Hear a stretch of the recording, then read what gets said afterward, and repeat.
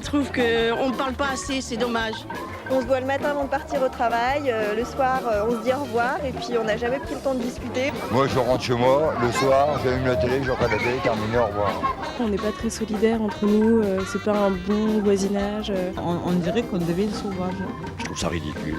C'est pas toujours facile d'entrer en contact avec les gens. Ils vivent reclus, ils vivent chez eux. Faire c'est les autres, écrivait Jean-Paul Sartre. Eh bien pas du tout, répondent les organisateurs de l'opération Immeuble en Fête, bien au contraire. Car depuis quelques temps, en effet, certains immeubles multiplient les initiatives pour améliorer la vie collective. On pouvait voir des banquets un peu partout. Pour la 7e année consécutive, l'opération Immeuble en Fête va rassembler ce soir autour d'un verre les voisins de palier ou de quartier. C'est la 7e édition de la Fête des voisins. 5 millions de Français devraient y participer. On va reparler de la Fête des voisins. Ce soir, c'est la 7e édition, dites donc. Souvent, on habite sur le même palier sans même se croiser, sans même se parler. La Fête des voisins avait lieu hier soir. On parle beaucoup du repli sur soi, mais l'opération est un vrai succès. On termine avec la journée des immeubles en fête, une initiative née de la volonté de se parler dans un monde où chacun reste de plus en plus chez soi. Un peu plus tôt, une fanfare a sillonné le quartier pour inviter les riverains. Au départ, l'adhésion du bout du pied est timide. Elles habitent dans la même résidence et pourtant elles ne se sont jamais croisées.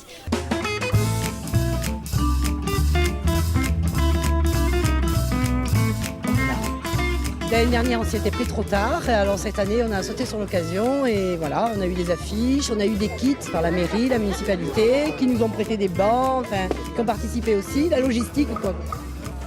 Alors le mode d'emploi, c'est simple. Vous mettez une affiche en bas de votre immeuble, si vous avez envie, vous, d'organiser, avec votre nom. L'affiche, vous la procurez à la mairie. Le concierge, lui, bat le rappel à tous les étages. Il y en a 12. Pas facile de mobiliser. Jamais. Parce que je préfère rester chez moi. Je suis plus tranquille chez moi. J'ai hésité un petit peu à venir et puis le concierge m'a dit venez boire un verre, vous allez rencontrer des gens. On a beaucoup de mal à sortir de notre cocon, de notre trou, on va dire, de quartier. Elle a 3 enfants qui braillent la nuit, donc forcément on se connaît, quoi. La douceur de vivre est faite aussi de petits riens, comme un verre pour trinquer. C'est chaleureux, il n'y a pas de dispute, c'est calme, c'est bien. J'espère que l'année prochaine, ce sera encore autant mieux et que le temps, une fois, sera avec nous. C'est formidable. C'est la première fois qu'on se voit. Il y a de la joie, partout les hirondelles, il y a de la joie. C'est fantastique. Ça fait plaisir. Je vais sonner 2 petites fanfares pour avertir les gens de la rue que la fête commence.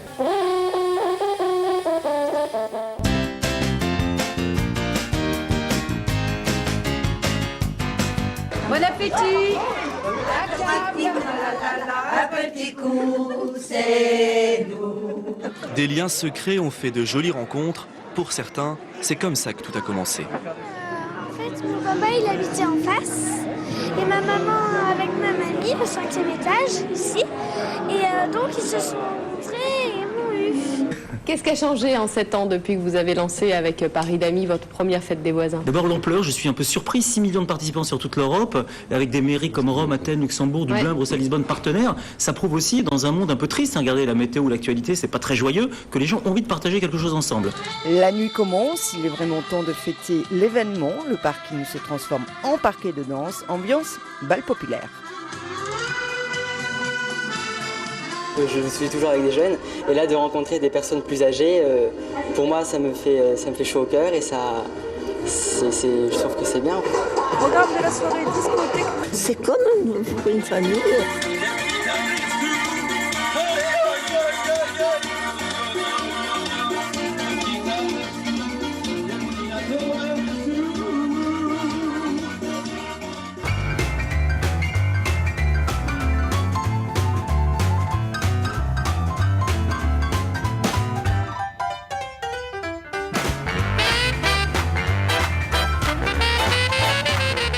Chacun amène sa spécialité, donc entre le marocain, le tunisien, l'algérien, le comorien, le français, enfin il y a un peu de tout. C'est vraiment riche et coloré. tout le monde en fait se connaît déjà dans ce quartier où 8 habitants sur 10 sont marocains d'origine, mais la fête ajoute à l'ambiance.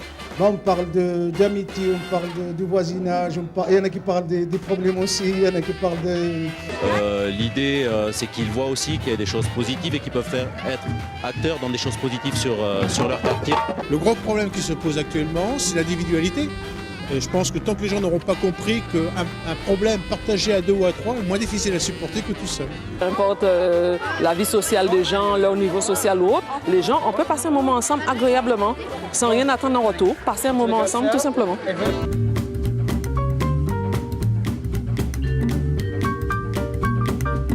Ça devrait même exister 2-3 fois dans l'année pour dire que les gens se rassemblent. On a les bénéfices en fait de cette fête parce que c'est vrai que les gens se disent plus bonjour dans l'ascenseur, se côtoient plus facilement, les rapports sont tout à fait différents. Et c'est génial, c'est ça qui est cool. La fête des voisins, c'est pas seulement ce soir-là, c'est avant et après, c'est un début.